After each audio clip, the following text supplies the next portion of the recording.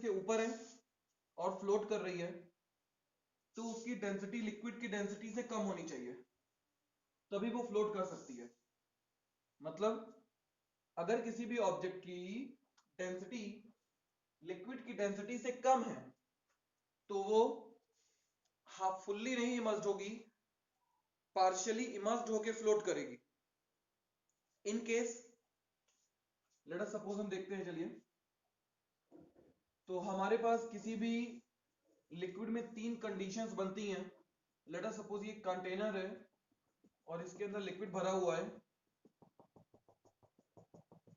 ठीक है। तो पहला केस ये था, दूसरा केस ये है और तीसरा केस ये है। तो इन द फर्स्ट केस मान लेते हैं इसकी डेंसिटी रो S1 है या रो 1 है, इसकी डेंसिटी रो 2 है और इसकी डेंसिटी रो 3 है और लिक्विड की डेंसिटी रो है। तो इन तीनों कंडीशंस में हमने कल डेरिवेशन किए थे जो, उसके अकॉर्डिंग नंबर 1 रो 1 लेस देन होगा रो से, नंबर 2 रो 2 इक्वल टू होगा रो के, नंबर 3 रो 3 ग्रेटर देन होगा रो के। कहने का मतलब क्या है, अगर किसी बॉडी की डेंसिटी लिक्विड की डेंसिटी से कम है तो वो पार्शियली इमर्ज्ड होके फ्लोट करेगी, मतलब वो पूरी नहीं डूबेगी, थोड़ा सा पानी के अंदर होगा उसका पार्ट, बाकी पार्ट बाहर होगा और वो लिक्विड की सरफेस पे फ्लोट करेगी। तो ये हमारा एग्जांपल हो गया शिप का। शिप को आपने देखा होगा पिक्चरों में, तो कुछ पार्ट उसका पानी के अंदर होता है, कुछ पार्ट उसका पानी के बाहर होता है और वो पार्शियली इमर्ज्ड होके फ्लोट कर रही होती है। This is the example of submarine, जो पानी के अंदर जाके तैर रही है। This is the example of dead body which is sink like a stone.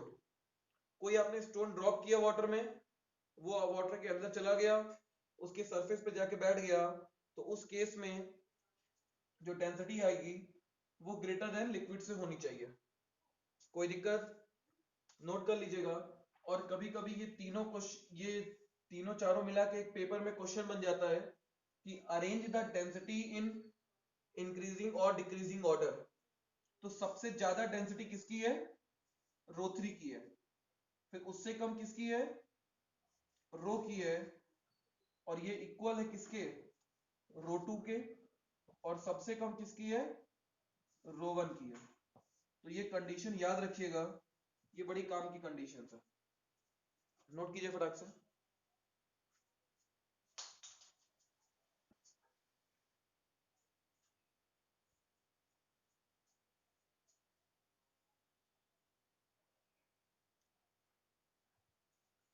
चलिए आगे बढ़ते हैं। नोट हो गया?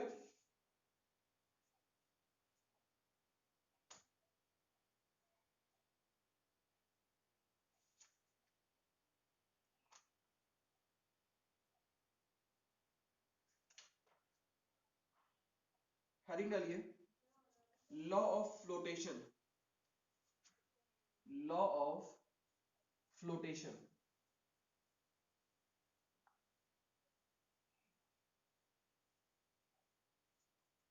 क्या होता है देखते हैं।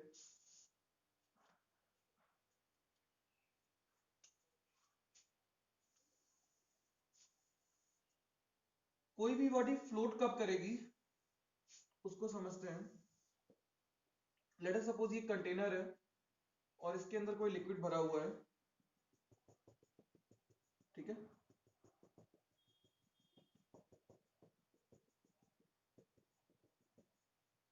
हमने इस सरफेस के जस्ट ऊपर यहां पे एक होल बना दिया और इस होल से ऐसे एक टैप निकाल दिया जो इस कंटेनर में जा रही है, ठीक है। अब जरा सोचिए कि अगर इस लिक्विड में हम कोई भी चीज डालते हैं तो क्या होगा? इसका पानी ऊपर आएगा और जैसे ही पानी ऊपर आएगा ये पानी यहां से निकल के इसमें गिर जाएगा। ये बात समझ में आती है? तो अगर हम इसके अंदर एक बॉडी लाके डाल दें जिसका मास m है,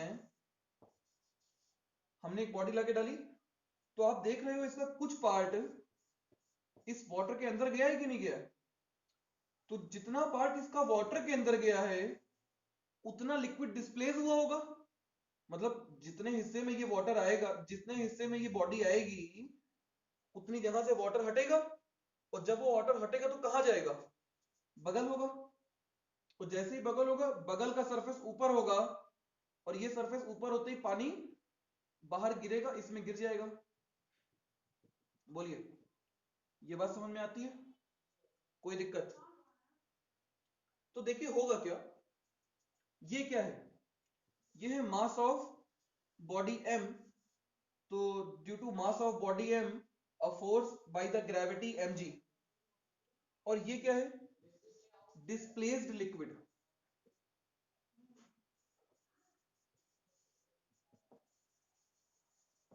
है कि नहीं है? मतलब कहने का है कि जैसे ही मेरी बॉडी लिक्विड के अंदर आई, इसकी वजह से कितना लिक्विड डिस्प्लेस हुआ है, तो ये है। क्लियर है? अब सवाल उठता है कि हमने बोला law of flotation, law of flotation. तो कोई भी बॉडी फ्लोट कब करती है? तो उसका जब वेट इक्वल होता है वेट ऑफ डिस्प्लेस्ड लिक्विड।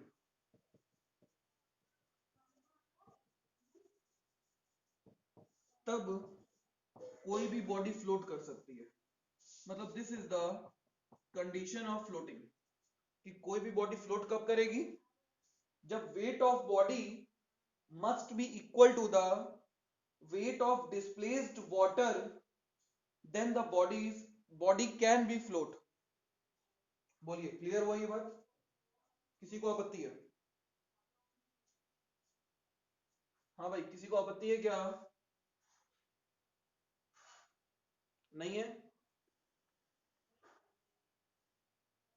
हाँ बच्चे, लिखिए, पहले ये फिगर बनाइए, थोड़ा और एक्सप्लेन करें। आपने एक कंटेनर लिया, ठीक है, जैसे आप सुबह नहाने जाते हो, सपोज दैट, तो बाल्टी एकदम भरी हुई है, सपोज कीजिए, ठीक है। जैसे ही हम उसके अंदर मग्गा डालते हैं, पानी ऊपर आता है कि नहीं आता है?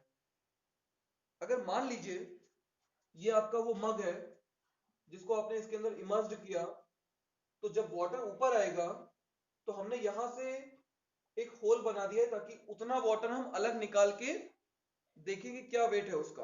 तो हमने यहां से जैसे ही बॉडी इसके अंदर डाली, वाटर ऊपर आया और साइड से निकल गया, इसको हमने कलेक्ट कर लिया। ये क्या है? ये डिस्प्लेस्ड वाटर है जो इस बॉडी की वजह से हुआ है। ठीक, अब बात करते हैं, तो इसका जो वेट होगा mg, अगर वो उस वाटर के लिक्विड, मतलब उस लिक्विड के वेट के बराबर हो जो डिस्प्लेस हुआ है, तो ये बॉडी फ्लोट करेगी। अगर mass of weight of the body equal होगा weight of the displaced liquid, तभी बॉडी फ्लोट कर सकती है, अदरवाइज बॉडी में फ्लोटेशन नहीं होगा। यही कंडीशन है आपकी लॉ ऑफ फ्लोटेशन की, और इसी को बोलते हैं लॉ ऑफ फ्लोटेशन। तो इसको बनाइए, और इसके अंदर एक दो लाइन लिखेंगे हम लोग।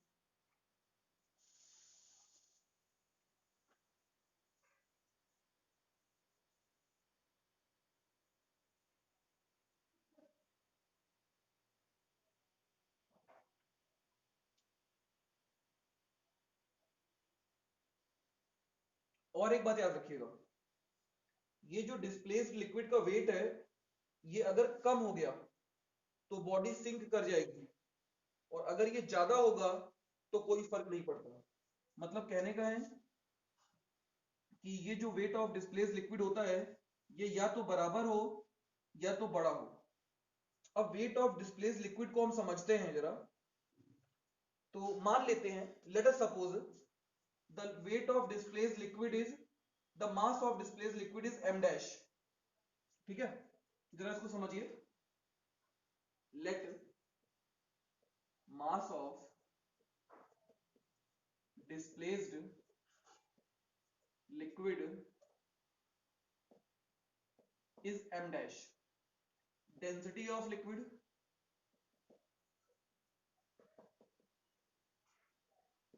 रो।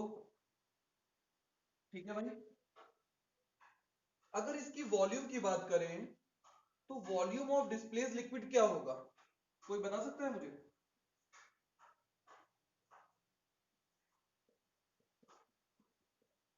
बोलिए बेटा। वॉल्यूम ऑफ डिस्प्लेस लिक्विड कितने के बराबर होगा?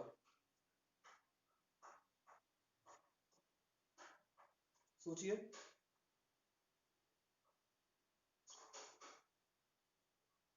अच्छा जरा देखो, ये मार्कर है, इसका कुछ वॉल्यूम होगा। जब इसको हम इमर्ज करेंगे किसी लिक्विड में, तो जितना पार्ट इसका वाटर या लिक्विड के अंदर जाएगा उतने ही पार्ट का वॉल्यूम इसको ऑक्यूपाई करना है उसके अंदर जाके।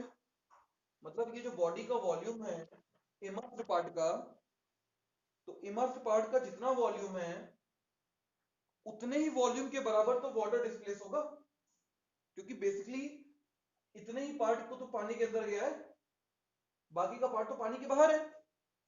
पानी के अंदर कितना पार्ट गया है जो स्पेस ऑक्यूपाई करेगा? जितना इमर्स्ड पार्ट है ना, तो volume of the liquid displaced by the body is equal to किसके होगा? Volume of the immersed part of body, तो which is equals to volume of immersed body. कोई दिक्कत? तो वेट ऑफ लिक्विड को हम क्या लिख सकते हैं? m डैश जी। भाई वेट ऑफ लिक्विड का फॉर्मूला क्या होगा? वेट का फॉर्मूला होता है mg, और यहां डिस्प्लेस लिक्विड का मास कितना माना है मैंने? m डैश, तो m डैश इंटू जी। कोई आपत्ति? अब जरा देखो, mass equal to m dash था, डेंसिटी ऑफ लिक्विड थी रो, और density of volume of the liquid is volume of immersed body. तो m डैश की वैल्यू हम रखेंगे जब, m डैश की वैल्यू हो जाएगी कितनी? Rho into V immersed. तो यहां से आपका वेट ऑफ डिस्प्लेस्ड लिक्विड आ जाएगा rho liquid volume of immersed body into G. और इसको क्या पढ़ते हो? बोलिए बेटा, इसको क्या पढ़ते हैं? कोई बताएगा इसको क्या पढ़ते हैं बेटा?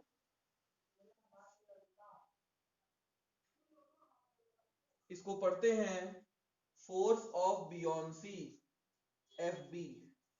तो बेसिकली कंडीशन हमारी फ्लोटिंग की क्या बनी कि mg या तो इक्वल हो या तो छोटा हो किससे? फोर्स ऑफ बियॉन्सी से। देखिए भाई, अगर हम बॉडी को इसके अंदर डालते हैं तो डाउनवर्ड फोर्स कितना लगेगा? mg, और एक अपवर्ड रिएक्शन फोर्स आएगा fb। This is your force of buoyancy. तो यहां से हमें एक बात और समझ में आती है कि अगर कभी क्वेश्चन आया कि एक बॉडी मान लेते हैं v वॉल्यूम का वाटर डिस्प्लेस करती है और दूसरी बॉडी 2v वॉल्यूम का वाटर डिस्प्लेस करती है, तो कौन सा वाटर ज्यादा बियॉन्सी लगाएगा?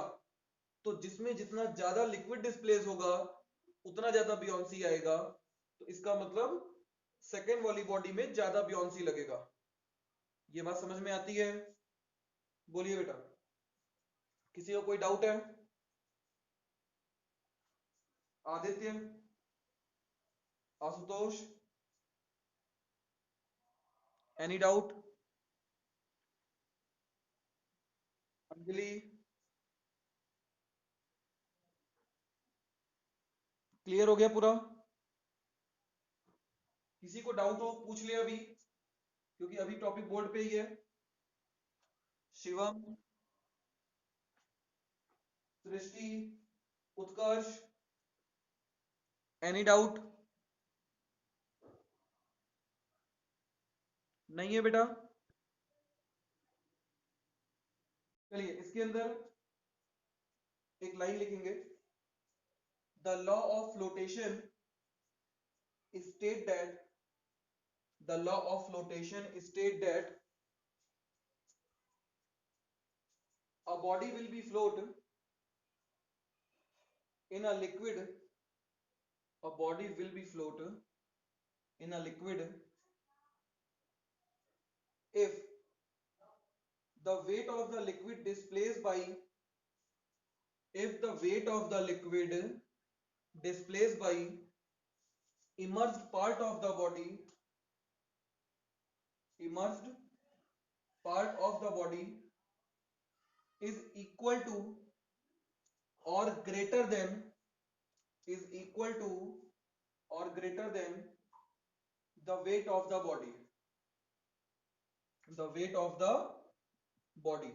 कहने का क्या मतलब है, कोई भी बॉडी फ्लोट कब करेगी, when the weight of the body must be equal or less than the force of buoyancy। Clear हुआ? कहने का मतलब है कि जो भी लिक्विड डिस्प्लेस होता है उसका वेट अगर बॉडी के वेट से ज्यादा है या तो बराबर है तो ही बॉडी फ्लोट कर सकती है, अदरवाइज बॉडी कभी भी फ्लोट नहीं करेगी। क्लियर हुआ? बोलिए, कोई डाउट है किसी पॉइंट पे किसी को? चलिए इरेज करते हैं इसको हम। आपको अगर कोई भी समस्या होगी तो ये लेक्चर्स आपको YouTube पे भी मिल जाएंगे और वहां से आप देख लीजिएगा। अगर आपको फिर भी समझ में नहीं आता है या जो बच्चे नई क्लास ज्वाइन कर रहे हैं वो YouTube पे भी जाके वहां से देख सकते हैं। आपको मेरे चैनल की लिंक की जरूरत नहीं होनी चाहिए वैसे तो, स्टडी पॉइंट नाम आप सर्च करेंगे तो वहां से आपको मिल जाएगा, या फिर अगर आपको लिंक की जरूरत है तो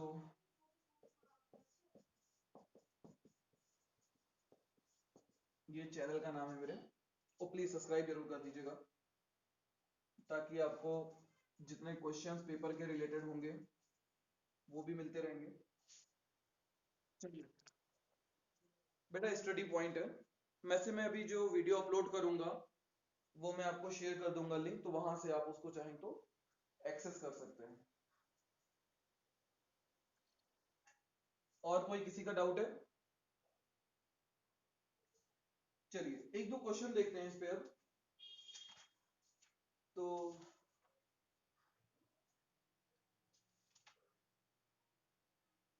चलिए एक क्वेश्चन लिखिए, a solid body, a solid body floating in a water, a solid body floating in a water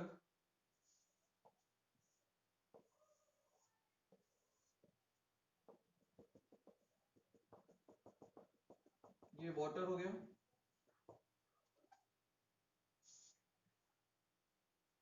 has 1/6 1/6 of the volume above the surface। कहने का मतलब है कि अपने टोटल वॉल्यूम का 1/6 इसका वॉल्यूम above the surface है। मतलब हम लिख सकते हैं क्या, V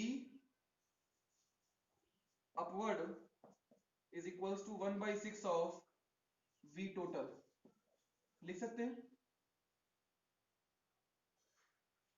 What fraction of its volume, what fraction of its volume will be, will projected upward, will projected upward if the floats in a liquid of specific gravity,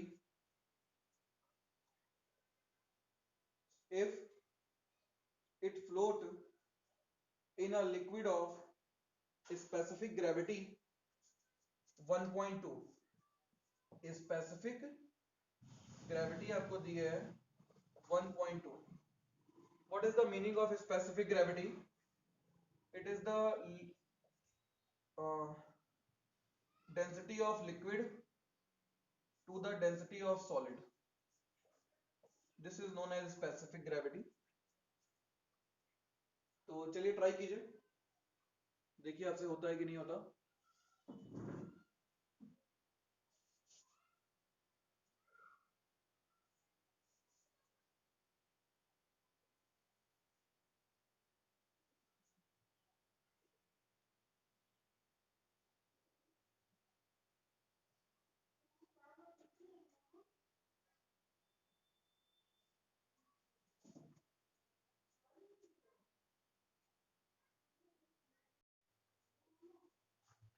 हाँ बच्चों, चलिए क्लास इसको डिस्कस करते हैं.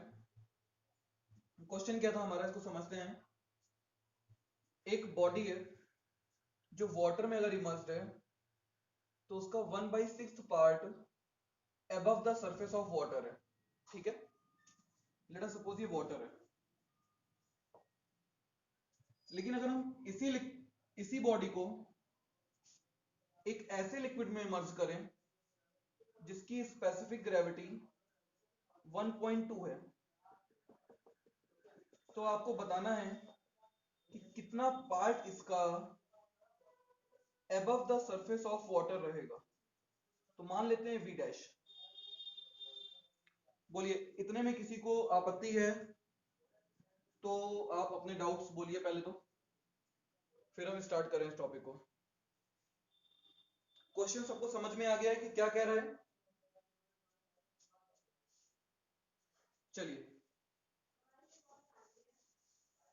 अगर इसको स्टार्ट करते हैं हम, तो इस कंडीशन में क्या होगा देखते हैं.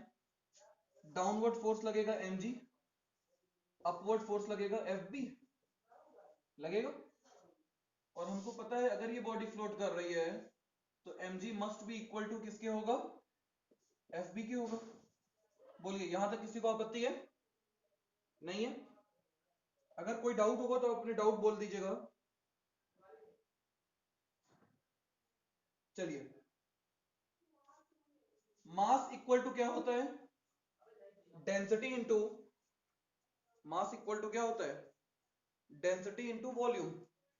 मास की वैल्यू रखेंगे तो density of solid into volume of body v total into g is equals to volume of immersed part of body. Volume of immersed part of body की बात करें अगर, तो लेट अस सपोज पूरा वॉल्यूम अगर v था और 1/6 ऊपर है तो माइनस कर दे 1/6v. तो इमर्स्ड वॉल्यूम कितना आ गया बेटा? 6 1 6 में से 1 गई 5v/6. 5/6 v total density of water into G. बोलिए, यहां तक किसी को दिक्कत है? हाँ बेटा, अभिनव, आदित्य, कोई तकलीफ यहां तक? चलो आगे बढ़ते, काट डालो.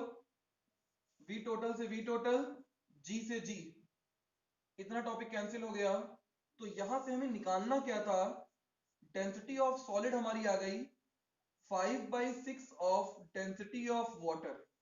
बस यही चाहिए था. अब इस कंडीशन की बात करेंगे जब, तो इस कंडीशन में क्या निकालना है?